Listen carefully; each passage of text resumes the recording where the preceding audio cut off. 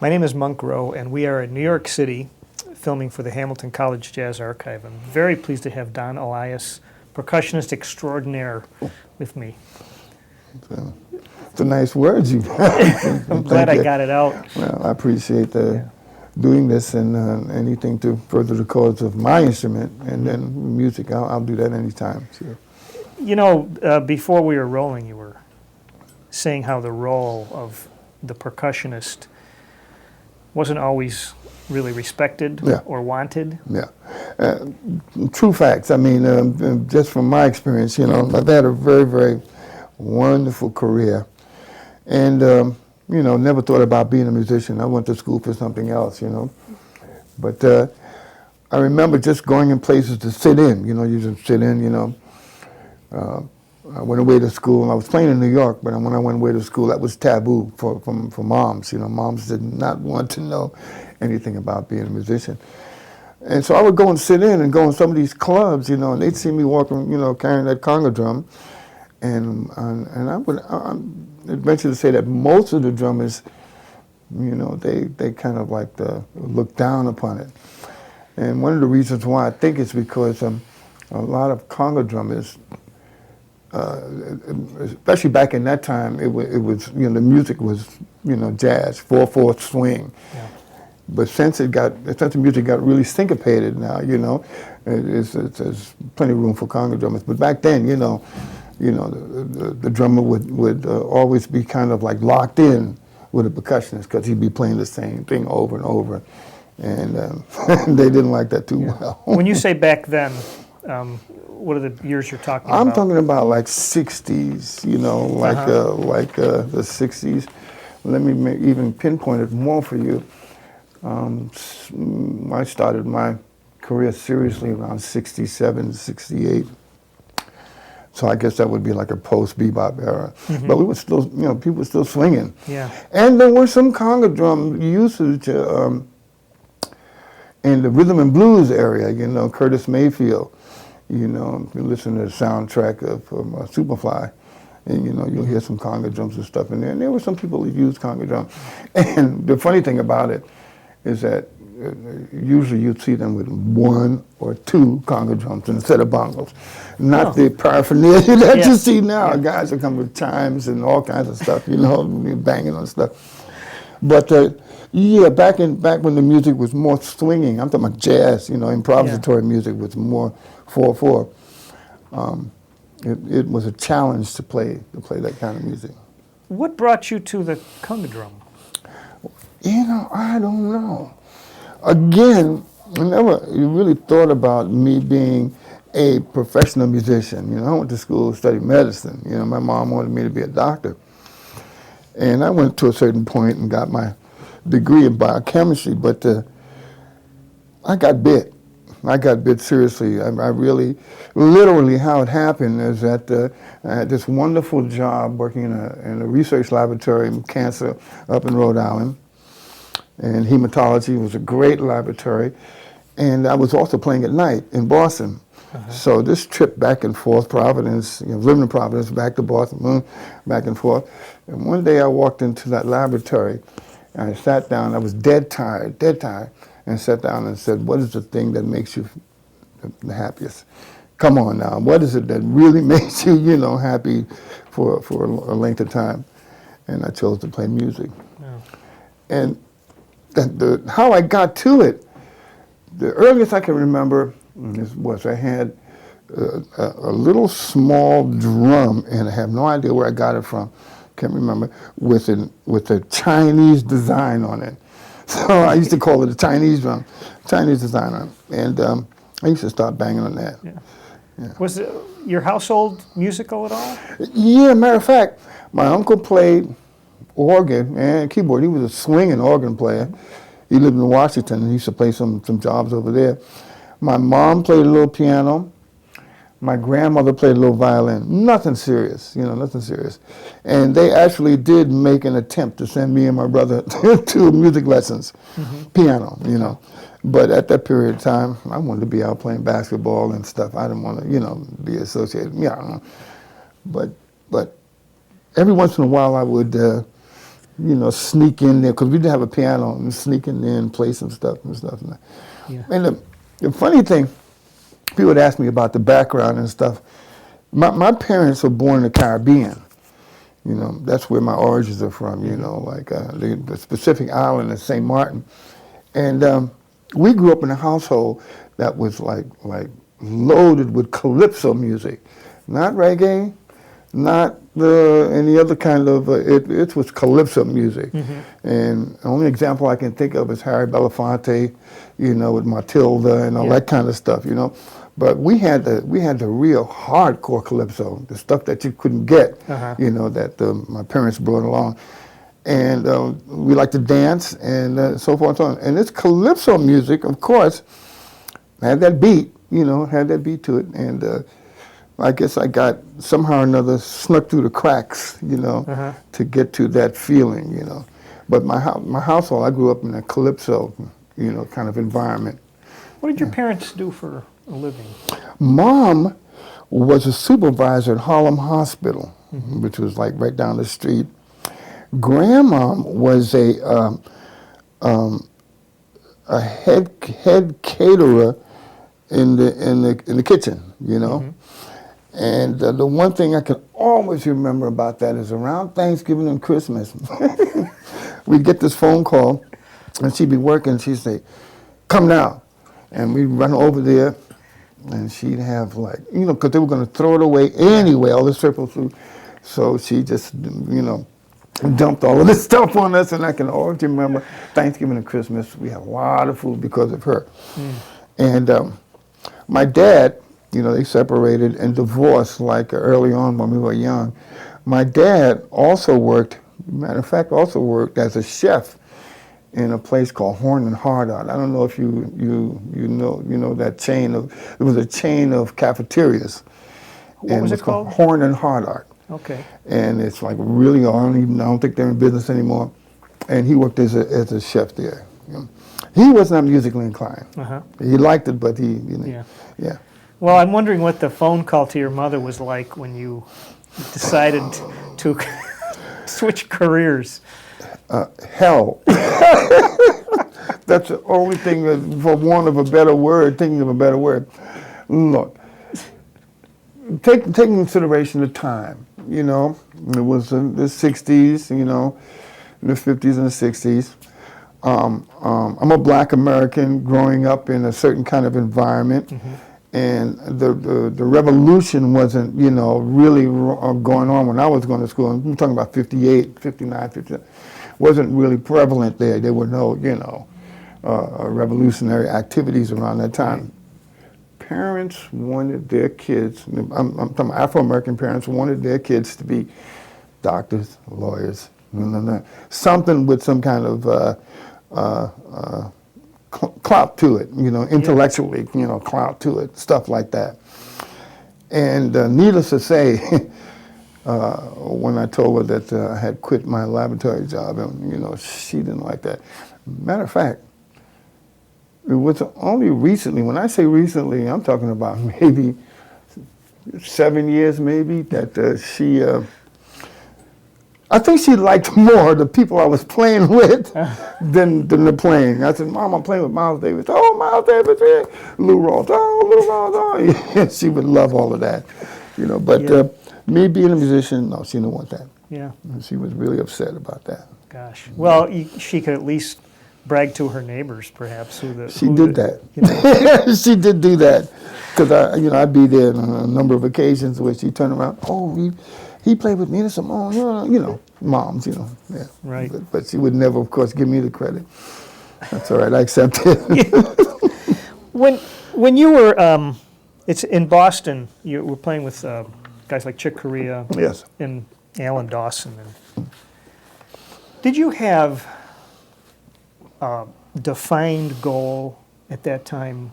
Like, I want to be I'm not saying this very well, but like a star in music. Was that a goal, or was it just kind of? Never. Just, I'm focused in a certain way in terms of let me do the best that I can on this thing.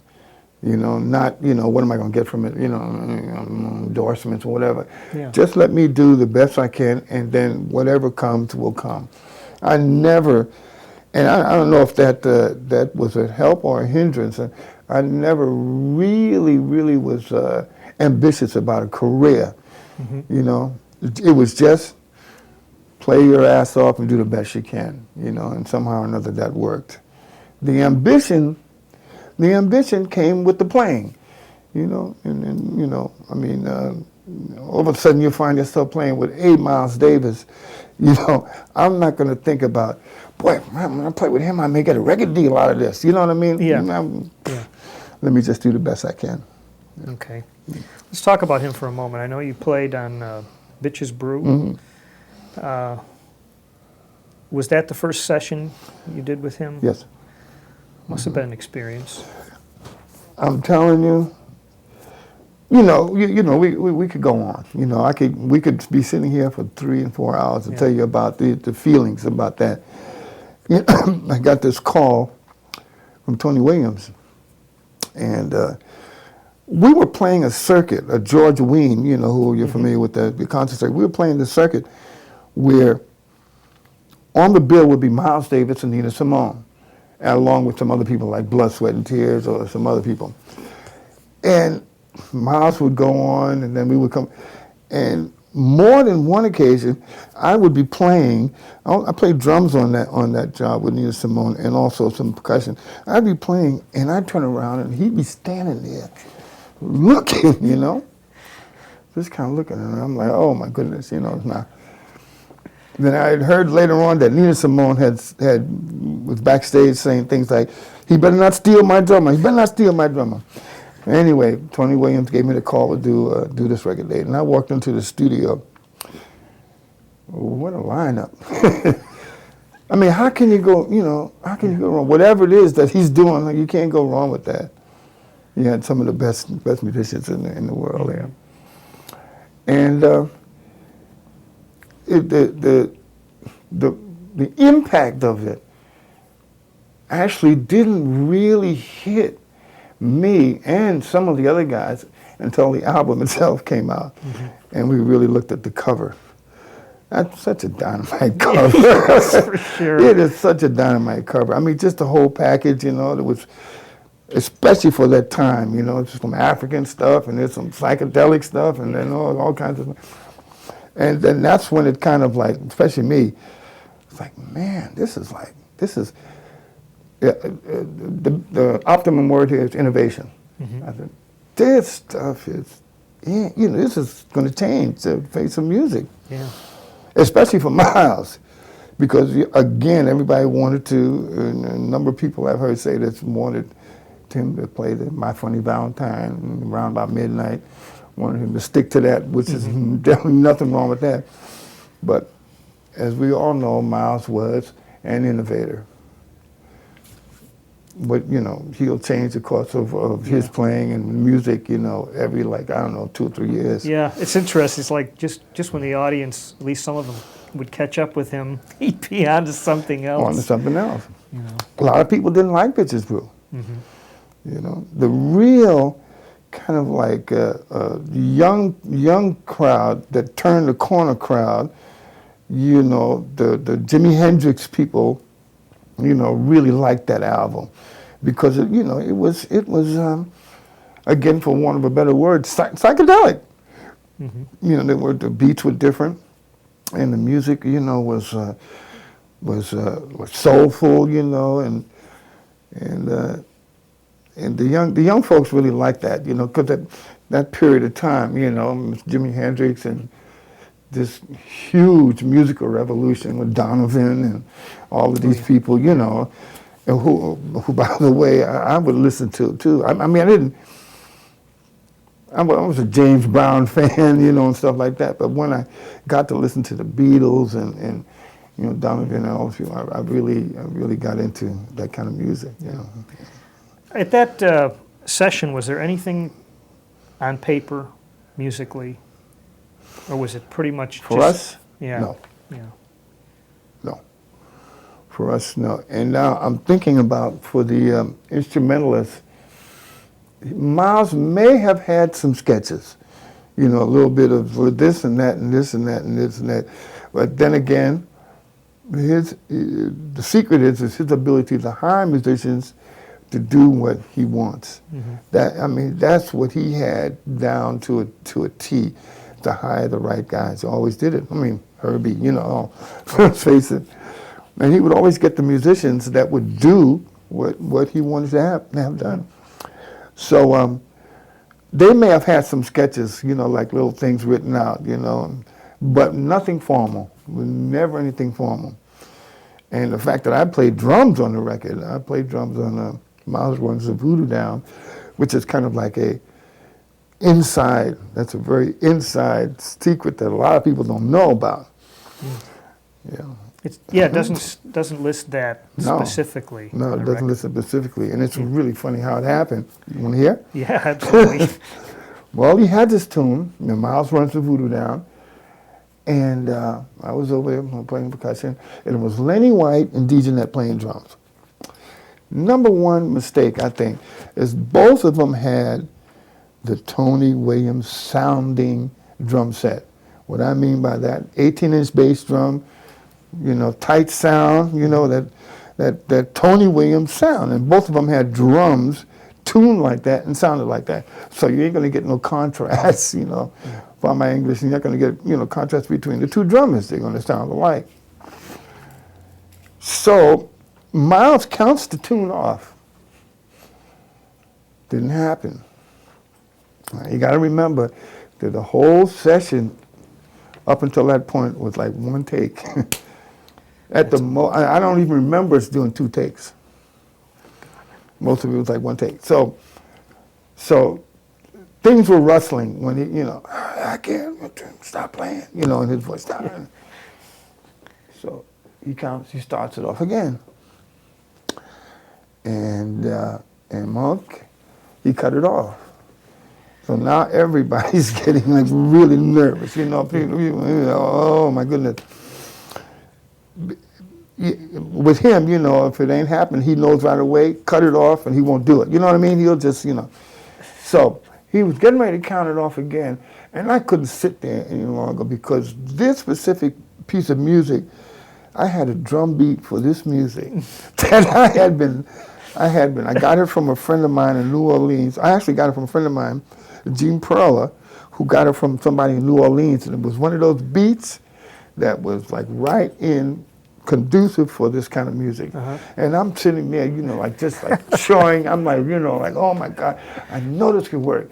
But I'm, you know, to step in and interrupt Miles Davis, you know, it was kind of like a monumental thing to do, you know. Believe me, I was scared. And I'm just like, Miles, I got this beat, you know, man. I think it would be great for him. And he just kind of like looked over, and I was thinking that maybe he would utter some expletive, you know, to shut me up. He looked over and he went, over there, you know. So I sat down and we started playing. And he said, and he shook his head and he went, show Jack. He wanted me to show Jack this rhythm. Now, it's one of these rhythms that does not require any chops, does not require a whole bunch of, you know, paradiddles and ramadicues and all that. It's something that you just work out, you know. How does it go? Well, I'll hum it to you, and then go listen to Bitches Rule. Okay. It's pitchicum, ta, pitchicum, ta, pitchicum, ta, pitchicum, ta, ta, pitchicum, ta, pitchicum, ta. So you, please make sure you do that because I want you to see the similarity. Yeah, I want you to see the similarity. And that started the record off. That tune off, that particular tune. And I was trying to show Jack, like, again, it was one of those rhythms that didn't require chops, it just required, you know, some stuff. And it's not that matter of fact, he played, years later, he had played it for me. He played the rhythm for me. And it's not that he couldn't have gotten it at that time, but it was just, you know, would have taken some time, and, Right. and Miles just went, stay there. And it's like, stay there. So I got a chance to play drums on that. It's like an inside thing. It's a little It's a secret. great story. Yeah. Yeah. Was Jack pissed? Not at all. That's good. Yeah. That's good. They'll tell you the story themselves. Yeah. Yeah. And, let me just say this about that session. You got all of these, like, this sea of, a monumental musician, great musician. Wasn't any time for egos. You do not go into a recording session with Miles Davis with an ego. You don't do that. He's the ego. You know what I mean? He's the guy. Yeah. So there wasn't any room for that kind of stuff. Right. Well, over the years, you've gotten calls from just a lengthy list of people. As you look back on it, who stands out in your mind as maybe a really good learning experience? That's a really good, when you said learning experience, that's a really a great question to ask someone, because that's what it's about. Elvin Jones. I got the call to play with him. We did a record. It's called Merry Go Round. Chick Corea was on it. Do you know that record? That's a great record. And got the call. And then got called to join his band. Now, take into consideration this. This is Elvin Jones. I mean, any musician who's watching this particular interview, I'm going to try to convey the feeling that I got playing with Elvin Jones. I mean, here's an idol. You know what I mean? Here's a guy that I would go and see with Train. Here's a guy that changed the course of music. And when I say change the course of drumming, I mean there's like most of the drummers that are hitting it today, you hear a little bit of Elvin and Tony and guys. Here's a guy that would play, a 20-minute chorus with John Coltrane, just him and Train, together. And I mean, he was an idol. He was Mr. Jones, So he asked me to play with him. So, conga drums and Elvin, and that's it. Now, if you're the type of musician that's always think you're going to be coming down on one and are so rigid that you're going to play that you're going to come down on one and be so rigid, no way. So I'm thinking on how I can play with Elvin Jones and still capture this, because I grew up, my roots were Afro-Cuban. So I'm thinking on how to drop this Afro-Cuban stuff with that symbol, that ride symbol of Elvin. And it worked out. Yeah, it did work out. Now, as you said, a learning experience. There's a couple of stories I can tell you. We're playing Slugs. You ever heard of this club, Slugs? Yeah, never been there, but... Well, Slugs was your quintessential jazz club down on the east side, lower 3rd Street, somewhere around there. People laying out, So, but it was a jazz club. Unfortunately, it became infamous because Lee Morgan had gotten shot there. Anyway, we're playing there, and with a great band of some young, great musicians. Dave Liebman was in the band, and Steve Grothman was in the band, and Gene Perla, and myself. Didn't have a keyboard player. No keyboard or guitar, right? Didn't have no keyboard or guitar. I'll tell you a side story after that about the keyboard. So we're playing, and believe me, this band was beginning to elevate off the ground. It was that strong. At the end of the gig, we couldn't go to sleep because it was so up, you know what I mean, from the music, playing with Elvin. Elvin was playing his behind off. He would, we'd go places, like we played at Village Vanguard, and every drum in the world would be sitting there, stuff like that. So, during the course of the night, Elvin broke something on his drums.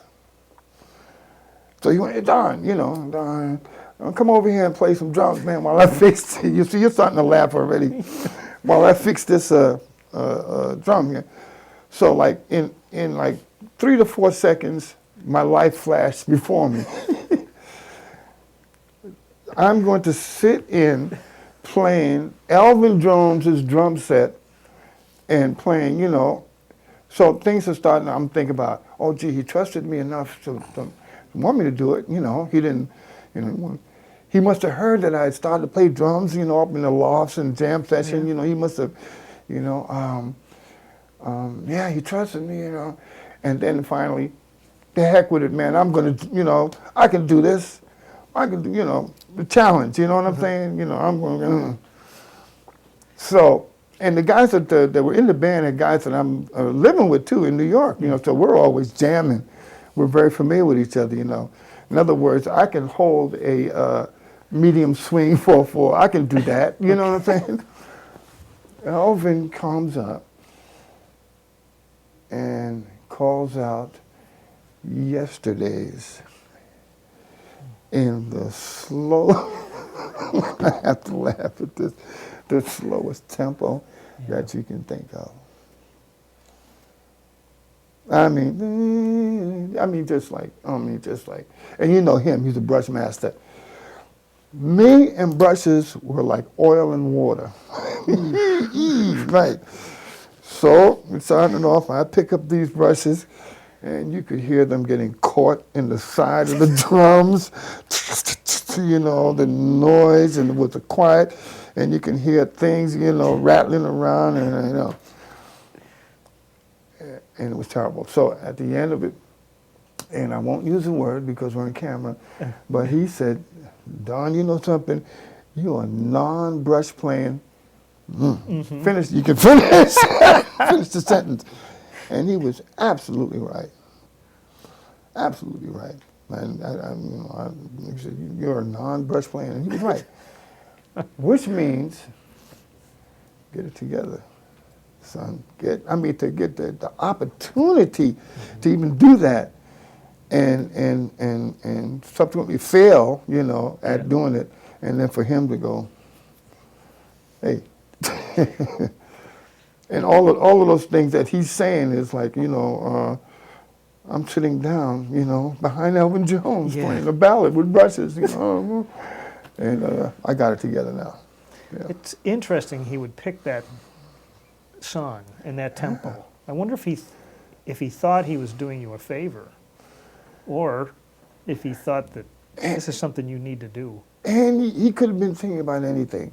He could have been thinking about, you know, because I thought about it too. Why does he call that tune? So he could have been thinking about, if this kid is going to play, so I'm going to challenge, you know, let me challenge him, you know, let's see where he's really at.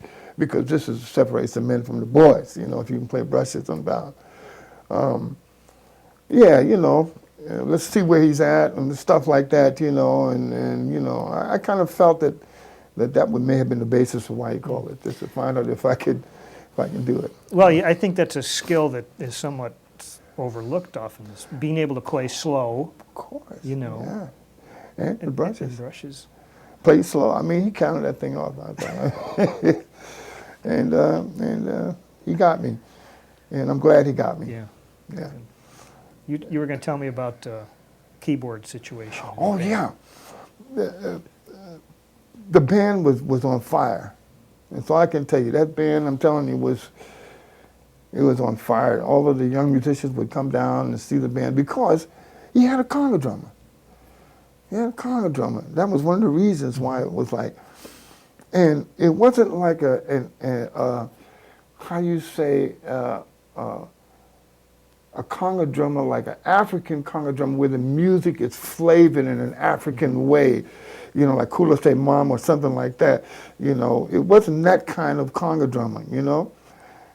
It was conga drumming to be able to play with 4/4, you know, to be able to play, to sit down and play with Alvin. I mean, he had some things, you know, Recorder May he would do, which was a Latin flavored thing, you know, that was easy for us to get into, but to play with the 4/4, and it was a challenge all the way. You know, it was just. I think about it, you know, it's like I'm so lucky, because he also proved it to me too. You know, I mean, we're playing someplace in Milwaukee. I remember being cold outside, and we're playing. It was a concert in someplace, and Alvin took this drum solo. Now, because I'm a little bit shy, I don't go over to guys and say, "Oh man, I just don't do that." You know what I mean? But I had to like really give it up to him because I never in my life had ever seen anybody play drums like that. And I mean, I must have sounded like a real naive, I just, Alvin, I never saw anybody play drums like that. And it was so true. I was just like, I was just dumbfounded the way he played. Sweat, you know how he is, all on the snare drum. And he turned around and he said, that's all I want to do. Wow. That's all I want to do. Those are the exact words. Wow. Yeah, I saw him once. He sweat like Patrick Ewing sweats. Exactly. Oh, man, That's exactly right. Sometimes I feel sorry physically. I think of Gene Perley in that situation. That's physically a job. Oh, yeah. To hold up the bass end of things. Well, Gene, Gene, of course, was an excellent musician. Did you meet Gene? Did you I know have him? not met him yet. Okay. He's also an academic. He teaches in some places. And his goal, he had a goal because he was a musician, went to Berkeley. His goal was to play with Elvin Jones. There you go. Yeah. And believe me, that's not an easy task if you're if you're a musician or a bass player who thinks that you're going to come, down on one. When he starts rolling around on those drums, and comes down, you have to really know what Elvin is playing and feel what he's playing. Did it help to watch him when you were playing? Oh, yeah. So there was a visual part of it too. Definitely. I didn't want anybody getting in the way of me being able to see him. Yeah. Definitely. And then, of course, there'd be the period of time where I just closed my eyes and float into the music, But were there times, not just with him, but with other people, where the percussionist would decide, being you, to not play, to just wait? Sure, definitely. I'm trying to think of some instances, and again, I go back to Miles and people like that.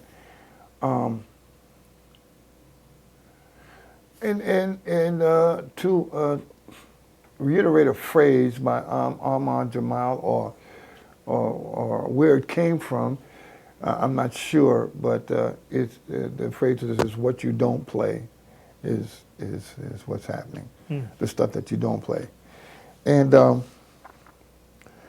I had to think about that. I had to think about because that sound is a very prevalent sound. Conga drums, it's there. You know what I mean?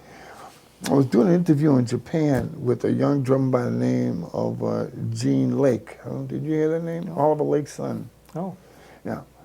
And they were asking us, and the one question they asked us was, what do you do? What do you look for when you go in the bandstand? What is it that you focus in on, that what is it? And he said, well, I listen to everybody in the music, which was a very intelligent answer. But I said, I want to get with the drummer and the bass player. That's where it is for me. Once we're cool, then it's up to the rest of the guys. But let me get with that drummer and bass player and see what we're going to do. And then if we can lock in, the rest of the stuff is easy. Yeah. Eventually, you put your own ensembles together as a cooperative venture. What kind of step is that to take as far as trying to lead a group? Oh, well, I remember Tony Williams. I had such great teachers that they would say like a couple of sentences and they would, show you the road. And Tony had this group called Ego that was out, and he was like really like depressed and everything, and he just said, when you get your own band, you never make any money. And there's a lot of people out there that knows what that means. First of all, the Stone Alliance thing with Gene Perla. We were all, I'm telling you, we were all just like close, crazy, wild friends. Friends. And we were up at my mother's house up near Mount Vernon. And one of the reasons why, to see if we could do something. And we sat down and we said, let's start a band together. Now, the great thing about this is that Gene, he is quote, a businessman, unquote. And when I say that in reference to myself, I am not that way. I cannot do that stuff. I cannot sit down in front of a record company guy and try to push myself. I'm just not that kind of guy, you know. But he is, you know. So he was the kind of guy to get gigs and so forth and so on. I was designated the musical director, which was fine with me because I wanted that job. I wanted to be that in the band, although I did share with the guys, and Steve Grossman. So it was a trio. And what was the innovative thing about this trio, it was that it was a rock and roll jazz trio. Let me see, that's a heck of a term. Yeah. Sometimes the music got really loud and boisterous, but always swung. Always had that element of improvisatory, pure jazz music. We'd do some 4/4, but a lot of it was funk tunes, you know, rhythm and blues, and the music was designed to bring out the percussion. And the way I play drums from playing conga drums is that I use a lot of tom-toms. So the music was designed to do all of that stuff, you know. And we had relatively nice success, you know. We did some albums over in South America. And the last album we did with Kenny Kirkland, the late, great Kenny Kirkland. And some we did down we did in Rio. And we had some moderate success with that. But my friend Gene decided that he wanted to take some time off and raise a family and do things like that. Yeah. So we had to disband that. Now, I get people come up to me saying, when are you going to start your own band, man? When are you going to, when are you going to get it? And I look at them and I say, okay, you know. My dream, and it did happen, actually did happen, is for all that powers to be that are out there, like record company guys, and I want them to knock on my door. I want them to ask me. Yeah. Now that may sound like a monumental task, you know, to get people, you know, to ask you to make a record, but doggone it, I want that.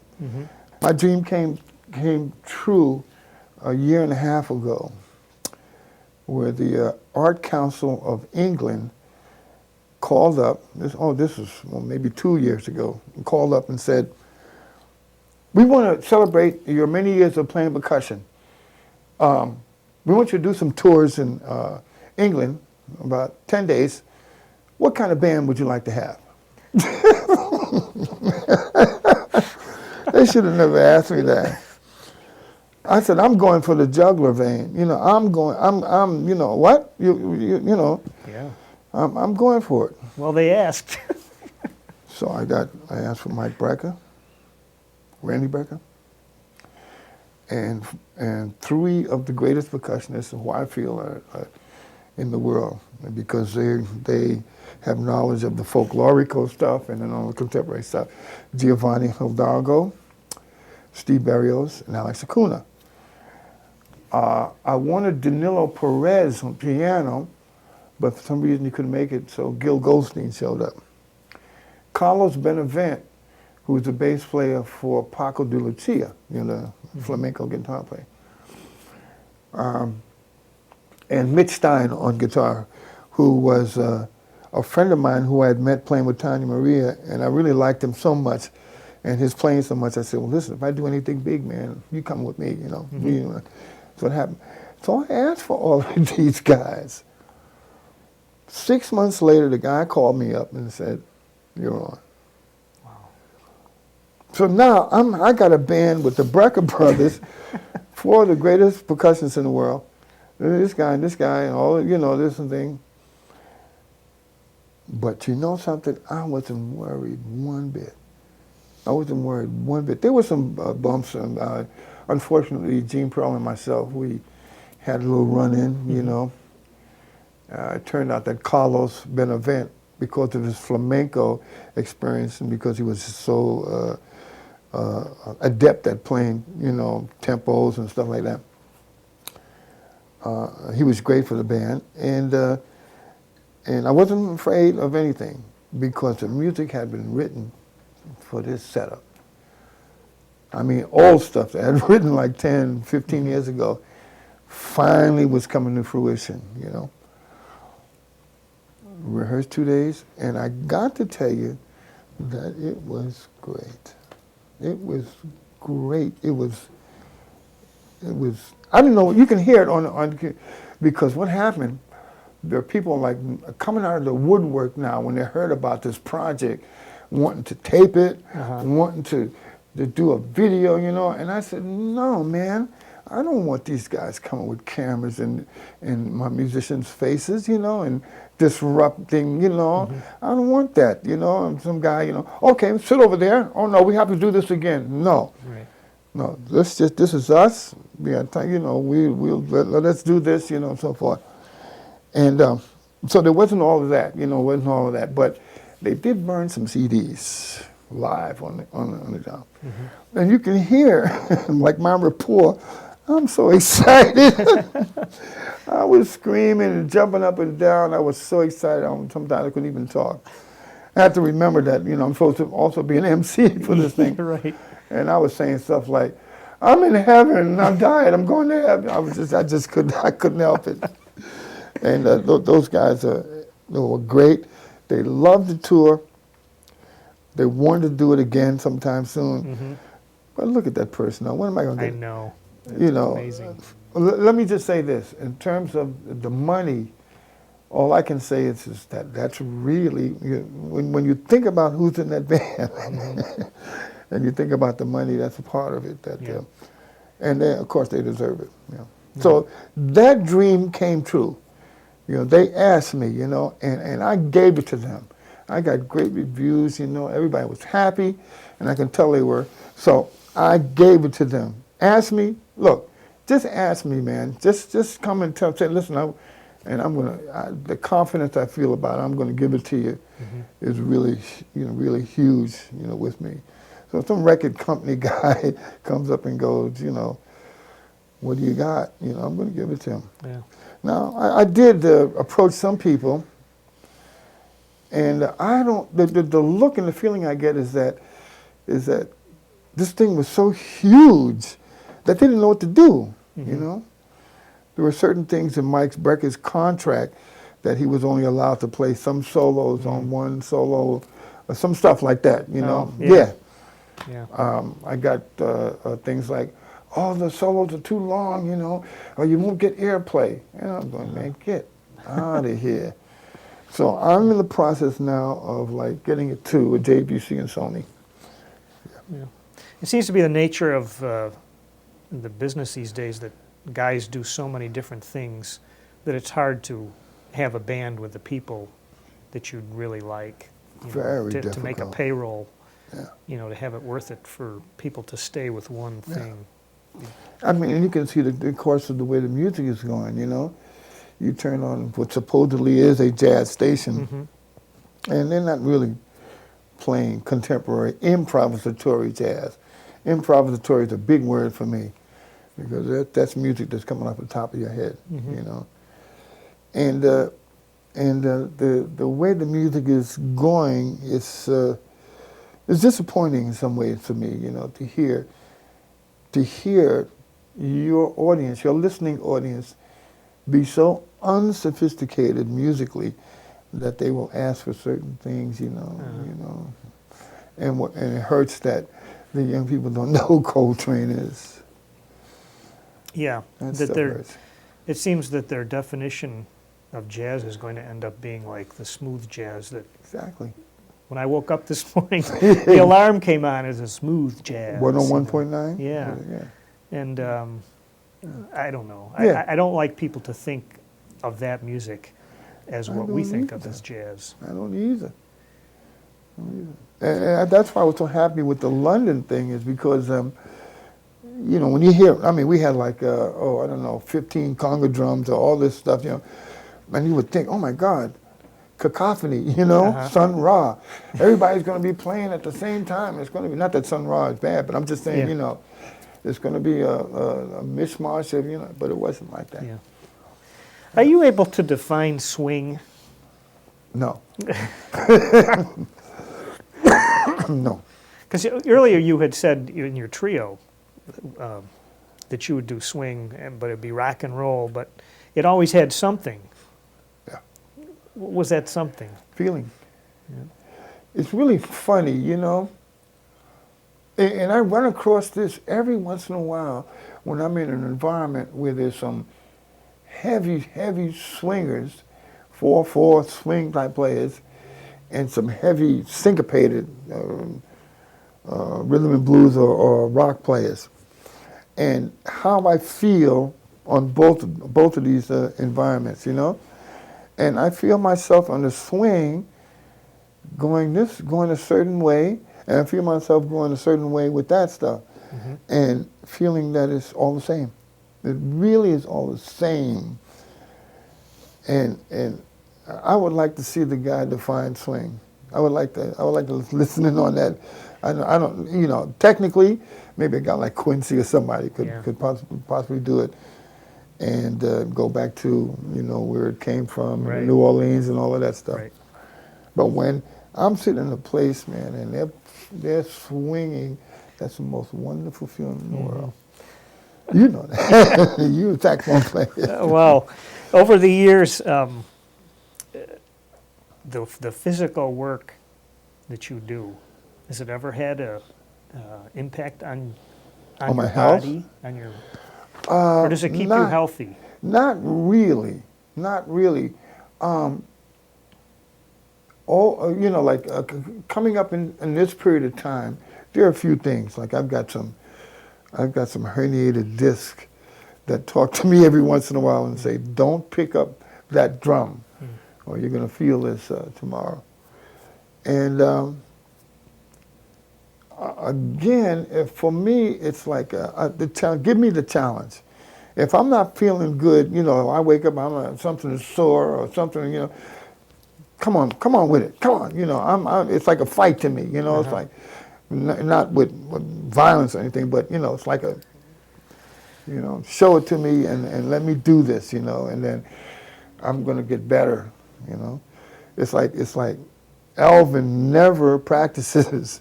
I only use him as an example. He never practices. There are some guys who practice all the time. Excellent. I mean, I don't want to take off more than 2 or 3 weeks because I got a physical instrument. It is like staying in conditioning. Yeah. It is a physical instrument. So you take off 2 or 3 weeks, it's just like any instrument, you're going to feel it. Put that horn in your mouth and something goes, oh. Yeah. I brought a couple short excerpts Sure. of some of the things you've played on, and maybe you can place them. That's Jaco. There's Jaco Bestarius. This must have been some organization of musicians.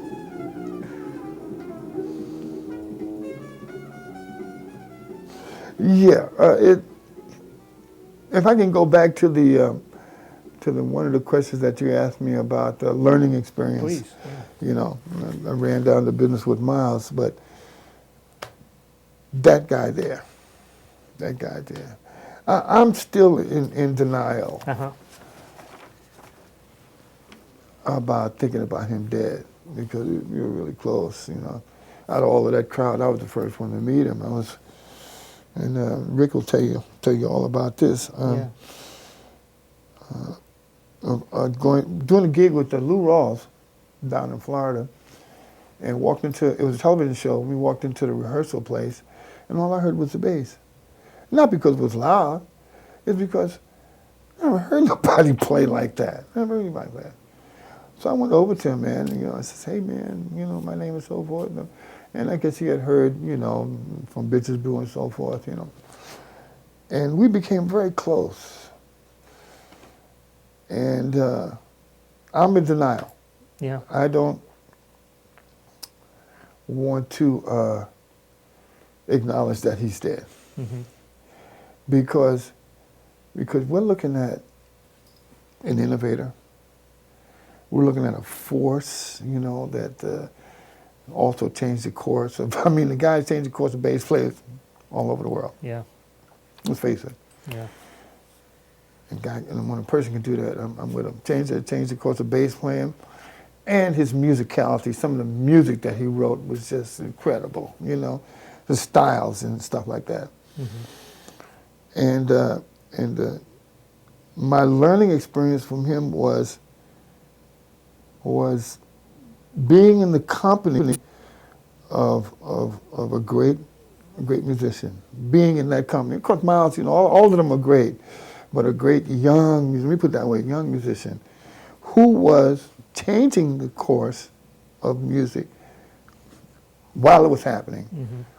His first album was a killer, changing, it was a monster. And all the subsequent stuff before he started to become mentally disturbed. Yeah. Yeah. Did he deny, help for that? Yeah, a number of occasions he did. Yeah. I suppose that, I suppose anybody who was close to him would had that opportunity to help him. Yeah. Peter Erskine, all those guys that were really close to him. Some of them went down to Florida to try to help him. But we played the Playboy Jazz Festival. And it was Jocko's kind of like a return to L.A. because he had been Weather Report, and that was like an L.A. kind of thing, So it was like he had left Weather Report and now he's coming back to L.A. and the Playboy Jazz Festival.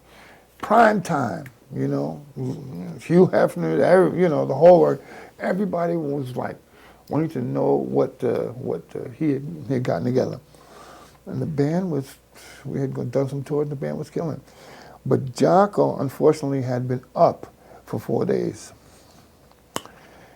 and he wasn't right. He was just causing all kinds of riots backstage, Mm-hmm. Just causing all kinds of things backstage, insulting people where he shouldn't have insulted, and we came on stage, he took his bass and threw it up in the air, turned around and said, take a Congo drum solo. Jocko, this is not the place to do that, You're inviting all kinds of musicians that were not in the band to come up and play. In other words, he was gone, no question about it. Yeah. And to see that go down was really painful. It was really a painful thing. Yeah. And more like some of the rock and roll people that you read about that kind of self-destruct. Yeah, he did that. It was almost like he was destined to go out early. Mm-hmm. He came. He was that spark that burned real bright and then disappeared. Yeah. Now, I'm like, every time I meet anybody that's associated with any kind of Grammy thing, I always drop that on them. So it's when you guys are going to acknowledge Jaco Pastorius. We had a monument, a concert for him at the Lone Star. Paul McCartney showed up and Sting showed up, and those guys will tell you about Jaco. Why don't you have like a segment? It's not going to kill you to give them 10 minutes or so to say, here is a bass player, before everybody forgets, here is a bass player that changed the course of music. Give it to him, man. Come on. What was it about his sound? Aside from all the beautiful amazing technical stuff he did, it was like one note. He had this particular sound. Was there equipment behind that? Was there something about his bass, or was it just him? It's really funny. You say, just him? Was it his bass? I got to say it's a combination of all of those. Yeah. I remember being in Osaka in Japan, and Jocko threw his bass into the Osaka River. Them Japanese guys jumped in and got it. And Jocko thought that was a great act, you know, monument. He was like, oh man, this cat jumped in the river and got my bass, you know, oh. And he thought that was like just a, spiritual, thing.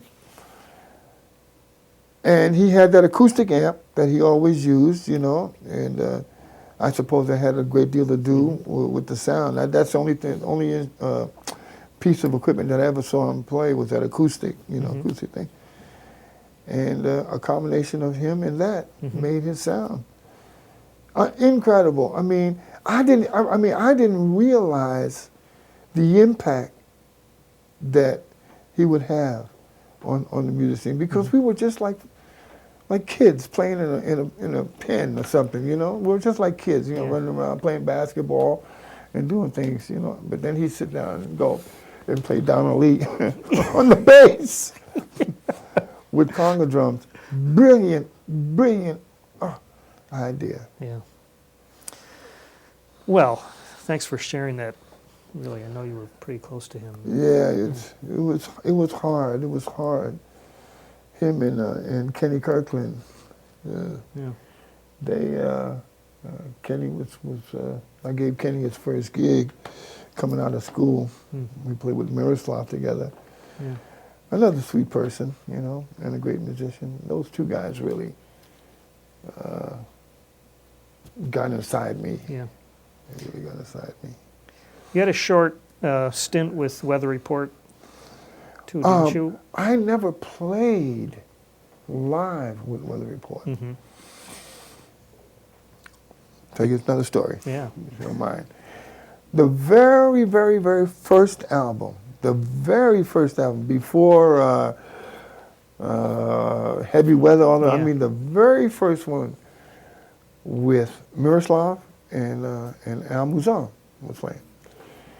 I got called to come down and do a rehearsal with them before the record. This is before that record, and that they were starting this new group called Weather Report. I was so broke, man. I'm telling you, I was broke. I had my conga drums. I was holding the door and putting the conga drums in. People were cursing at me, all kinds of terrible things. And I was broke, didn't have, I had this car fare to get down there. I went down there. And Zawinul says, hey, man, we're traveling first class. Don't worry about a thing. You're going to be, this is going to be a top notch, And I'm saying, oh, yeah, great, And at the end of it, I said, how about some car fare to get home? He said, oh, no, we don't, give advances right away. That was part of the problem. Uh-huh. So anyway, the next couple of days, we're going to the studio to record.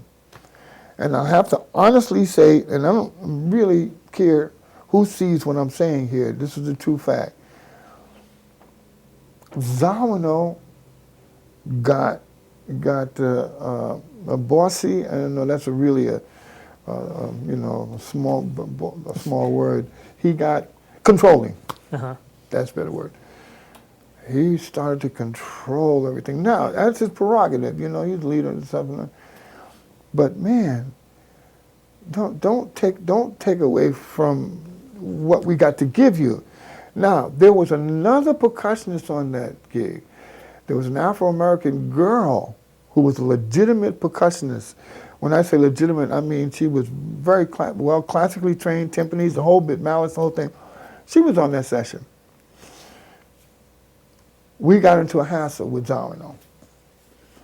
Zawinul did not put my name on that record. I'll be darned. And when it came out, I just said, I was like, all right, and I put it on, and I said, that's me playing. That's me playing. There's a tune on there called, I think, Time. I said, that's me playing. So I called up Alphonse Mouzon. I said, what's the deal here, man? And he says, yeah, you're playing on it. And I said, did you know that Zawinul did not put my name? And he put Ayeto or somebody. And he didn't know that. So we had this falling out for years, I I don't have nothing to do with that kind of thinking. Don't do that, man. Yeah. Don't ever do that. I don't care what kind of hassles that you got with your musician. You don't deprive them of being recognized for a piece of music. Don't do that. So time goes on. I'm playing with Blood, Sweat, and Tears. And Jocko actually also was in Blood, Sweat, and Tears. And I'm sitting in a hotel room in Dallas, Texas. And I get a call from Jocko. And he says, hey, man, he says, I'm calling a weather report. He says, why don't you come on, man? You know, we can do this. I thought about it for a minute. I said, well, Joe, man, me and Joe had this big falling out. What's going to happen? He said, I'll call you back in 10 minutes. I got a call from Joe. Joe apologized for this whole thing. Now, if you know Joe and you know his persona, he's a controlling type of guy. I'm not saying anything that people don't already know. Mm-hmm. So I said, okay, I'll join, man. I'll join. No problem. I'm sitting there in an hour. It was really something. Just about an hour later, the phone rings and it's Miles. And this is like 75, or just before he had retired, that long retirement. It's Miles. Don, come on. Now, this would be my second time coming back in the band. After all the Bitches Brew stuff, I'd be going back in there the second time. And that was like, for me, a great honor, to come back and play. I had to call back. I mean, there's no choice. There's absolutely no choice. Not taken away from Darwin, not taken away from anybody, but Miles Davis calls you. What are you going to do? So I called back Zawinul and I says, Joe, I can't do it. Miles called and, I can't, it's no choice. So he consequently went on to put Miles down. Oh man, Miles' music, man, my music is better than, no. Granted, give him that prerogative too. Tell us about his music. But in the end result, sorry, Joe, there's no question about this. And hung up. And I went with Miles. Unfortunately, Miles only did about 5 or 6 gigs after that because he was really sick. Mm-hmm. He was really sick. Yeah. And he retired after that. But that was the whole story with the weather report thing. I'm surprised that group lasted as long as it did with Weather Report? Yeah, with Zawinul and Wayne Shorter. They clashed. Yeah, I could imagine they would. He clashed. Zawinul again had a certain controlling air about him, and I won't attribute that to any kind of scene that he grew up in or anything. I'm just going to leave that alone. Mm-hmm. But he had a controlling thing about him, and he wanted to be in charge and in control. And he had problems with Manolo Badrena, the name, or Weather Report, or Heavy Weather rather, and would consequently get into a number of fights with these guys, So leave it alone. Yeah, okay. We're friends, that's all I care about. Right, right. Of the pop people, sometimes it's hard to make a distinction, but of the pop artists you've worked with, who have you enjoyed the most? Joni Mitchell. Great band. Dan Fogelberg. Oh. Yeah. You got that's my only, oh no, that's not the only one. I think Bitches Brew is, but platinum record. I had a platinum record for that one, called An Innocent Age. And Ian Hunter, me and Jocko did him. Ian Hunter? Yeah, English guy. Yeah. Yeah, he made a record of me and Jocko. No, I think it's Ian Hunter. Yeah. Yeah, was he in one of the rock and roll bands? Yeah. Yeah. Oh yeah. Gosh, I can't remember now. Oh yeah, he was back in the day. And of course, Blood, Sweat, and Tears. Uh-huh. That was a wonderful experience because I started playing percussion and then moved over to the drum set. Bobby Colombi, who had been doing it from the beginning, decided that he wanted to stay home and collect the money. And I moved over to the drum chair, and for me that was a great challenge. Again, here comes the challenge.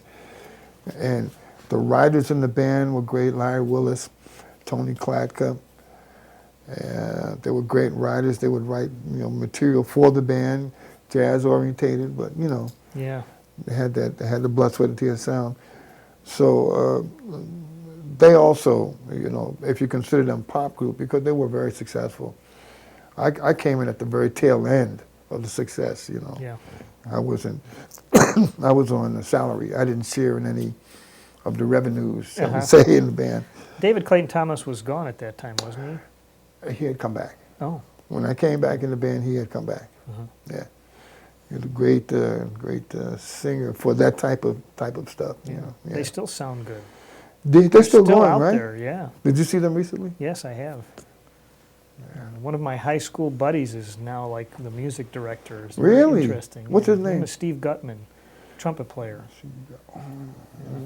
Interesting. They sound good. I mean, they sound sure very they do. close to the recordings. Sure, That's what they're about.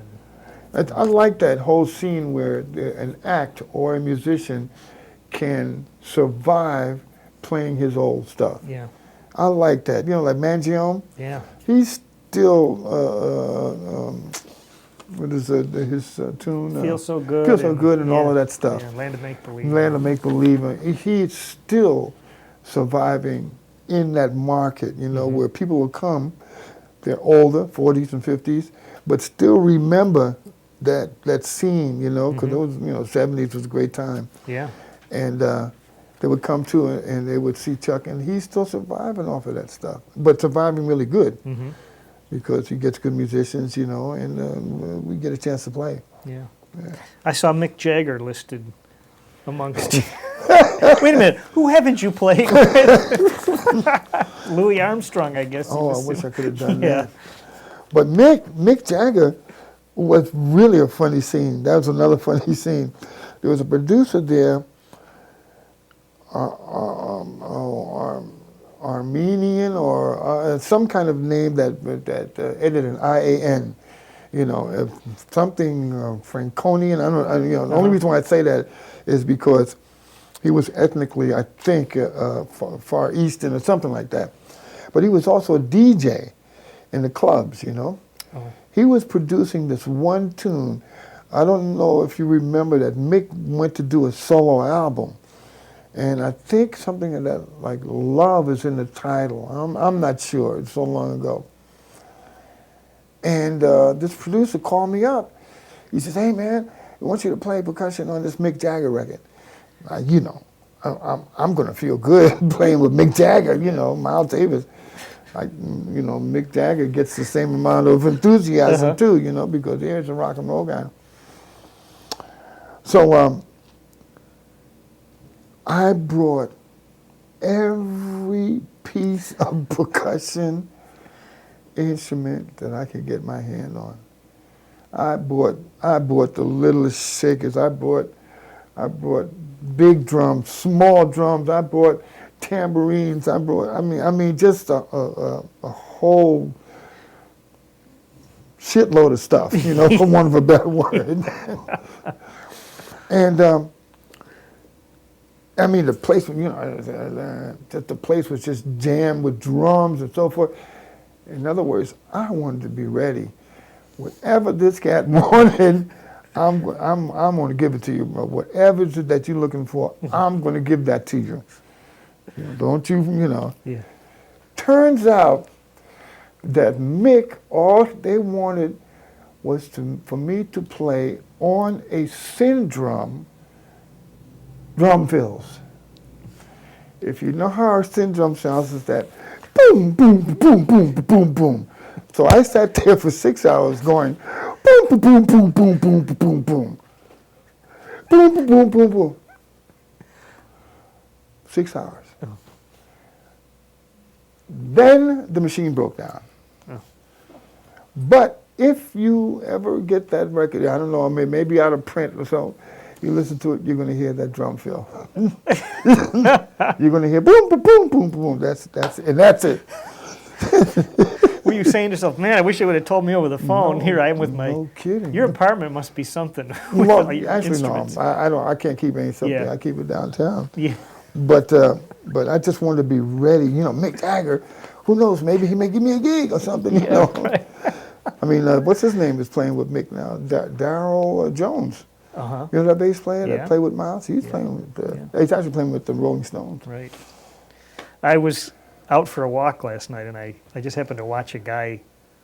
Obviously, he's going to a gig, you know, pulling the car over, getting out the trap set and stuff. And I'm thinking, this must be a pain in New York City. Man, let me tell you, man. I used to live in Providence, Rhode Island, and I would take that drum set and come down by Greyhound bus. And taxi cab drivers, they don't want to know nothing about a bass player and a drummer. They don't want to, you know, get out of here with that stuff. Occasionally I would luck up and get a guy who would take my drums, but it was always a pain in the neck trying to carry that stuff around. Conga drum here, one conga drum, two conga drum, carrying two. Oh. But, you know, it's really funny now. Of course, you know, you acquire roadies along the way. Mm-hmm. And guys would say, oh man, do you want to carry this stick bag? And I go, no. And I said, I don't mean to sound like a spoiled brat, but listen, man, I worked many years to not carry that stuff. So please cut me some slack. I don't want to know anything about carrying anything. I earned it. That's great. Better believe it. That's great. You better believe it. In the snow, carrying conga drums. I'll wrap up here, but you had said way back in the beginning, you were talking about when you started off and you had the other job in the laboratory, and the civil rights really hadn't come in full swing yet.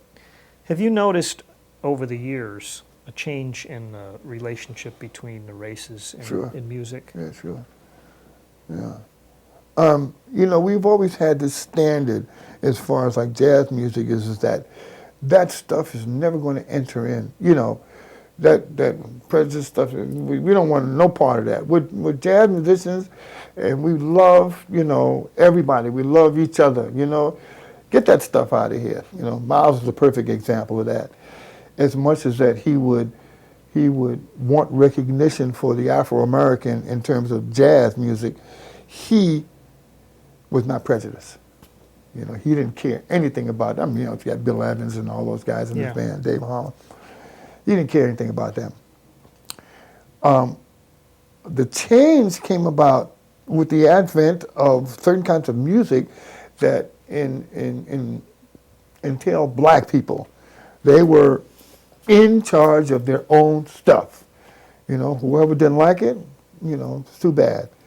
But as you know, the Afro-Americans have taken over the rap scene. Mm-hmm. You know, some of it not to my liking, you know. But over the course of time, Afro-Americans have gotten into the music business where those people who had any kind of prejudices towards us, you're going to have to deal with it now, baby. It's as simple as that. Mm-hmm. You know, if you got a sheet in your closet with eyes in it and a pointed, you're not going to have a good time. Mm. So I'm saying with the advent of us getting more into the business and controlling our own lives, you know, great. But that's of course on the pop level, the jazz level. That's such a hard thing because you pick up a periodical or something, and on the general gist of it, what you'll get from it, it'll say, jazz is still alive. Jazz is still alive. Oh, yeah. And then you look and you see Sweet Basil close. Yeah. You know, and then you go over, and then Europe will have this like kind of still Montreux festival. But in the Montreux festivals, you'd have like In Sync or one, you know what I mean? Oh, God. Yeah.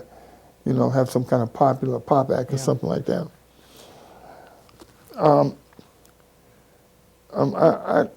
It's hard. It's really hard to say about, you know, like the color thing in terms of like what the influences in the jazz thing is, you know. And then you'll open up a downbeat and you see all of these independent labels that got all of these people. I don't know half of these people who are playing. Mm-hmm. So, question: is jazz alive? Is jazz dead? Does jazz still have any political undertones to it, you know, where the Afro-American jazz musician is still crying, "Oh, I can't get a break." You know, is all that stuff still happening? I suppose so. I suppose so. A little bit of it. Yeah. If you want to stay true to your music, where does a jazz musician, you know, what does he do? Yeah. It's curious. Sometimes it's like, well, if you want to be really respected, don't make too much money. Yeah. Because then, you know, the critics will say you sold out somehow. Sure. How many times have they done that? I did to George Benson. Yeah. You know, when he started to sing, and I'd say more power to it because those guys do it good. Mm-hmm. You know, it's the guys that don't do it good on 101.9 where it really does sound trite. Mm-hmm. You know they're selling out. Yeah. You know they're selling out. When you hear all those trite it's like melodies. There's that formula. There's you know, and as soon as that song, you know, the thing that I judge, as soon as that song's over, you have any remembrance of that song? No. It's like... Not at all, yeah. Well, I want to wrap up with a quote from a mutual friend. Okay. Lay it on me. He said about you, he said, he's one of the greatest people I've ever known. I learned more from him than any other musician I can think of. Oh, man. From Rick Montalbano. Yeah, I can't handle this kind of stuff, man. And vice versa. Yeah. I learned him being there during that period of time was like he saved my spirit. He saved my spirit, you know, which at one particular time I didn't think was going to make it. But him being there, he's one guy that I would go to the lengths to do anything for. If he called, you say an example. If Rick called up now and said, "Hey man, I need you up here," I'd go. That's not cool. even thinking about it. Well, listen, this has really been absolutely fascinating. I want to thank you so much for sharing this time with me. It was everything I expected. You know, there's the guys in this music business that are superstars, and they do this kind of thing. Like a lot of times, you know, Sanborn and Herbie. Yeah. I don't talk. I don't really talk. And to have the opportunity to express myself like this, I can't tell you what it means to me. Well, yeah. Excellent. It's been a great experience for me. All right.